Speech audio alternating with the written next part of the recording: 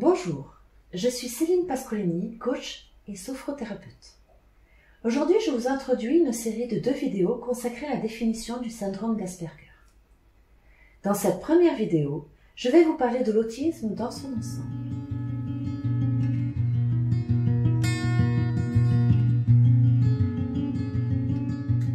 Lorsque je dis avoir le syndrome d'Asperger, la plupart des gens n'y croient tout simplement pas.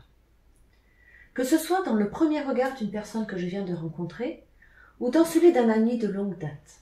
Je vois bien qu'il y en a encore qui pensent que je raconte n'importe quoi, que je ne sais pas réellement ce que je dis, que j'ignore ce que c'est que d'être réellement autiste. Et pourtant, ce syndrome est bien là, et ce depuis ma naissance. Ma naissance, oui, car nous naissons autistes. Actuellement, il existe 3 causes connues à l'autisme. Le manque d'oxygène à la naissance. Il arrive parfois que le cerveau du bébé soit privé d'oxygène pendant quelques secondes au moment de l'accouchement. Cela peut provoquer chez l'enfant des caractéristiques semblables à celles de l'autisme. L'usage de certains médicaments pris durant la grossesse. J'avoue ne pas m'être penchée davantage sur ce point-là. L'hérédité.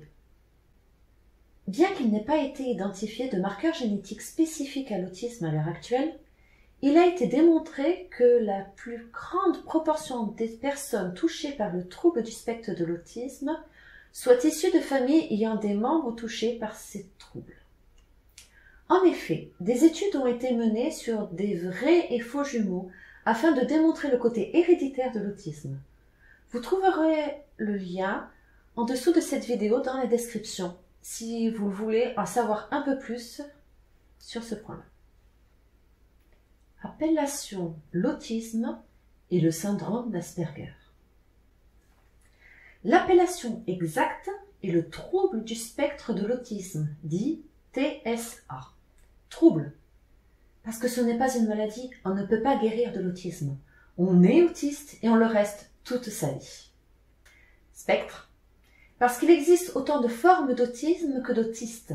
Chaque autiste présente des caractéristiques différentes et à différents degrés.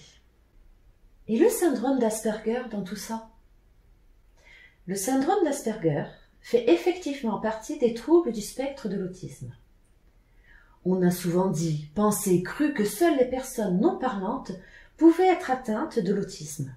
Moi la première, en parlant de mon fils. Depuis tout petit, il présentait des particularités qui m'ont fait me poser des questions. Mais mon ignorance me faisait penser « Mais non, il ne peut pas être autiste, il parle !» Cette erreur nous causa bien des désagréments et fut totalement réfutée 8 années plus tard lors de son diagnostic. Les autistes parlants existent bel et bien, et l'on parle d'eux sous le nom de syndrome d'Asperger. Le syndrome d'Asperger doit son appellation au docteur Hans Asperger, qui a décrit pour la première fois cette particularité en 1944. Ces autres appellations sont aussi autisme de haut niveau, trouble du spectre de l'autisme à symptomatologie modérée ou encore autisme sans déficience intellectuelle. Dans le langage courant, le terme ASPI est souvent utilisé pour désigner une personne ayant le syndrome d'Asperger. Aussi, dans la plupart des cas, un syndrome d'Asperger est couplé avec un haut potentiel intellectuel. Ce n'est cependant pas automatique. Fréquence. On parle d'une naissance sur 100, mais certains articles que j'ai lus parlent d'une naissance sur 60. Ce trouble serait en moyenne plus fréquent chez les garçons que chez les filles. Cependant, les filles sont souvent sous-diagnostiquées et victimes d'erreurs de diagnostic. L'autisme, une autre vision du monde. Je vais vous parler principalement du syndrome d'Asperger, c'est-à-dire l'autisme sans déficience intellectuelle.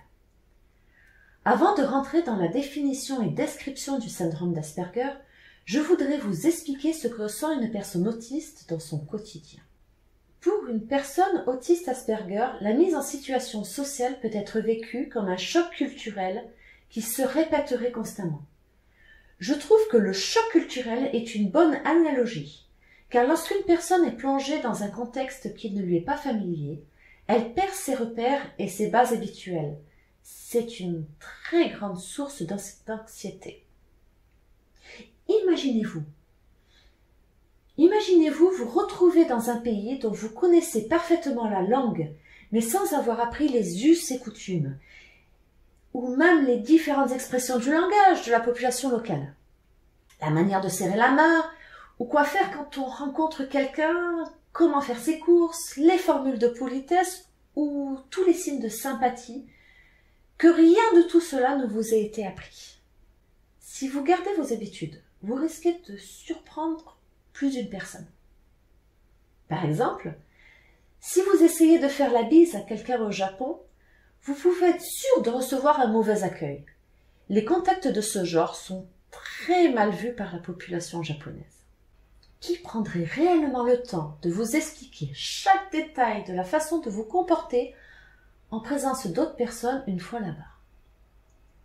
La plupart des gens risqueront de vous prendre pour un imbécile si votre comportement n'est pas adapté.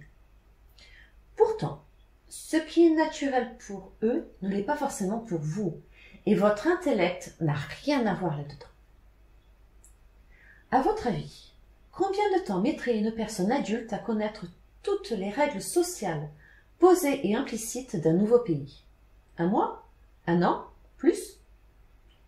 Combien de temps prend cet apprentissage pour qu'il devienne un automatisme? Pouvoir le faire sans y penser? Je ne pense pas que quelqu'un soit vraiment capable de répondre à cette question. Après tout, les règles sociales ne sont pas stables. Elles évoluent en fonction du temps, des situations, des différentes personnes que l'on a en face.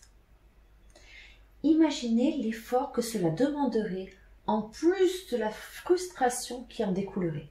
Les expressions verbales, les mimiques de visage, les postures du corps, les normes, tout cela est normalement acquis tout au long de l'enfance par l'observation pour une personne neurotypique. Et c'est ce qui constitue en grande partie la culture sociale d'un pays.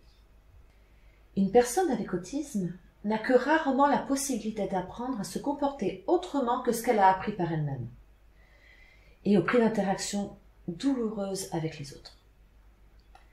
Certains ont la chance d'avoir quelqu'un qui prend le temps d'expliquer spécifiquement quoi faire, et surtout, pourquoi le faire, avec tout ce qui en découle. Mais c'est un travail constant auquel tout le monde n'a pas accès, se retrouvant perdu sans comprendre pourquoi leur réaction n'est pas appropriée. En sachant tout ça, pensez-vous qu'il est possible de vivre sereinement avec cette sensation de décalage permanente par rapport au monde social? Moi, je pense que oui. Avec un peu de tolérance, insouciant de « je m'en fous de ce que disent les autres » et l'acceptation de la différence. Acceptation de la différence de notre entourage, mais aussi et avant tout, il nous faut accepter notre propre différence. Merci d'avoir regardé cette vidéo. Si vous voulez en apprendre plus sur le développement personnel adapté aux Aspis, je vous invite à consulter mon site asperger-zen.com. À bientôt!